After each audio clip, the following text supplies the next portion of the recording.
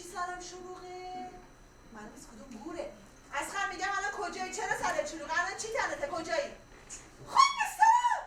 مگه میشه آدم هیچی تنش نباشه؟ چجوری داری تو خیابون بدون لباس راه میری اصلا؟ این غلیظ بود. آره من میدونم دیگه عقلتو از دست دادی. زنگ بزنم آمبولانس به جمعت کنه اصلا؟